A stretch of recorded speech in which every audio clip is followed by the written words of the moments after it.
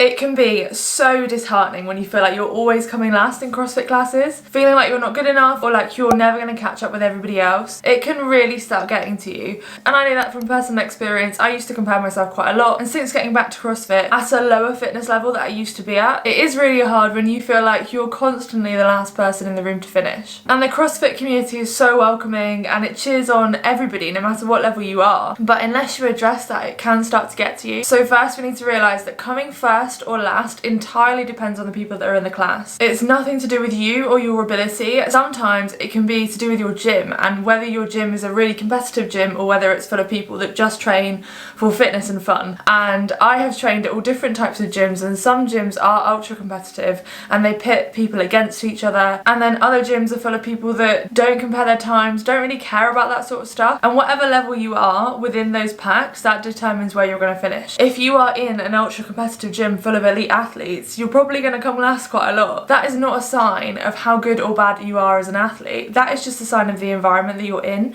And if we plucked you out and put you in another random gym across the country, the results would probably be completely different. One thing I do know is that nobody should ever make you feel like you're less of an athlete because of your positioning in a workout or because of your ability as an athlete. It is okay to scale, it's okay to come last. Secondly, coming first or last entirely depends on the movements that are given in a workout, and also potentially your body composition and also your current fitness level within those movements. So for me, for example, I came dead last in a workout the other day and it contained burpees, and burpees are notoriously one of my worst movements because I'm tall, I'm big, I'm heavy, I'm 100 kilos or 220 pounds for those of you in America. It's a lot of weight to get up and get back down, and especially with longer legs, burpees are always going to be hard for me. And to add on to that, the workout was non-stop. There was basically no rest, and coming off of a 4-month weightlifting cycle, I have virtually no cardio capacity.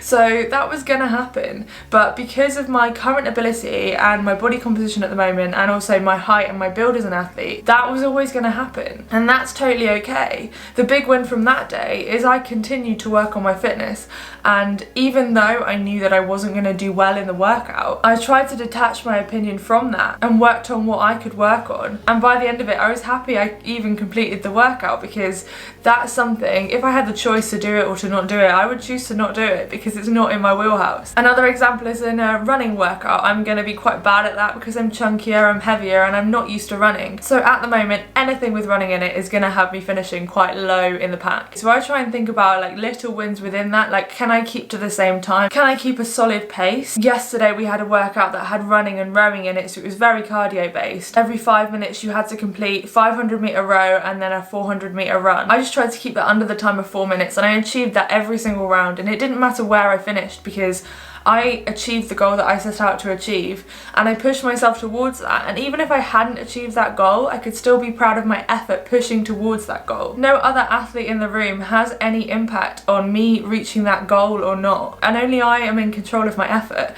And that's why it's so much better when you don't think about winning or losing. You think about trying to best yourself at that time, trying to improve what you want to work on rather than just trying to win, because that's external validation.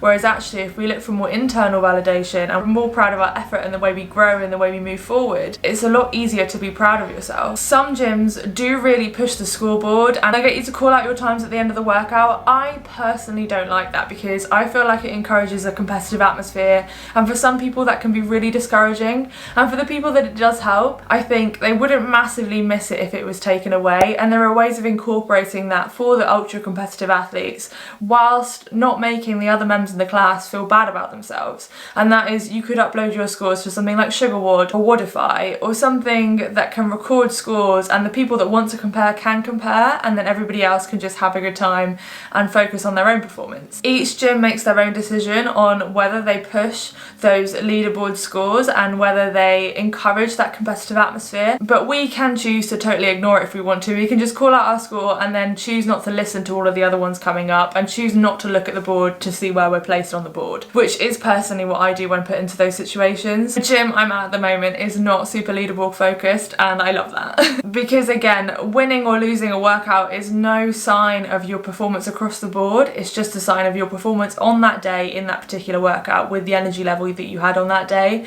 And as somebody with a full-time job and a real life that I have to try and keep up with on top of training, realistically, some days I'm going to come to the gym with no energy whatsoever, and I'm going to have less of a chance of winning than I would on days when I feel fully rested. So it's not a real reflection on us as an athlete, it's more of a reflection of how we're coping with life and how busy we've been, as well as our current fitness level. If you RX or go heavy in a workout or try and push yourself to do something that you're not used to, you are more likely to come last in a workout.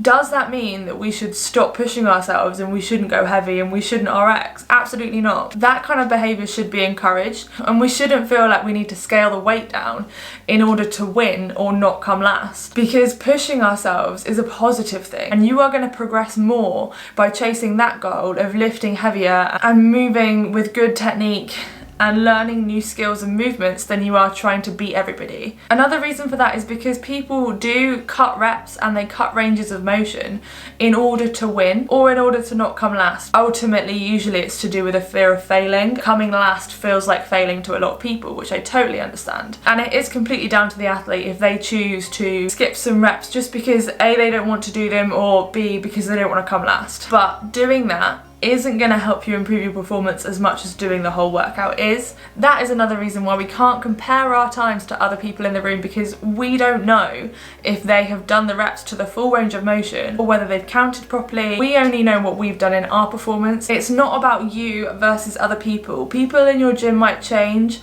the top athletes in your gym might leave, athletes might reshuffle, and new people might move to your gym, and that will constantly shift where you're placing in workouts. And again, that has nothing to do with your ability, it's more to do with who is there. Exactly the same as in a competition. If Tia Toomey turns up to a competition, you're probably not going to win it. That is no reflection that your ability has got worse, it's just a reflection that somebody that is currently a higher ability to you has come into your gym or competed against you in a competition. Your ability hasn't changed. So the way I try and combat this is to think about the little wins that we can take away from a workout. For me, often it's to do with gymnastics. So did I do more pull-ups than I was expecting? The other week I did handstand push-ups in a workout, and it was only 3 per round, but I managed to hang on to that for quite a long time before I had to scale down, and I was super proud of that. Even though my score was nowhere near the top of the leaderboard, I didn't even notice because I was so proud of myself for doing those handstand push-ups and pushing myself to RX it when I could have scaled, because realistically I wasn't able to do the handstand push-ups for the full workout. Another example is going into a workout knowing that it's going to be really tough for you, setting yourself a goal of maybe hitting, like for me, that time every single round and making it. On another day, you might have felt like not going to the gym and maybe you were going to unbook. So a big win from that day would be that you turned up and you did it anyway, despite feeling awful and really tired. I find from almost every CrossFit class, there's something that you can focus on that you did well. Even if it's not in the main workout, maybe you could think about the lifting and like, were you technically slightly better in your squats or your snatch that day? If you're feeling bad, try and think of something that you did well and that you're proud of, even if it's just your effort. It doesn't matter where you start, you are there for you, and I know it's hard to come last repeatedly, but you're still there and you're doing the best that you have on the day. That is all that matters, and you will see progress in your fitness journey and your life, and that is a win. If you really struggle with self-comparison, I have another video on that on my channel. Please go over and watch that next. Thank you for watching, I'll see you in the next one.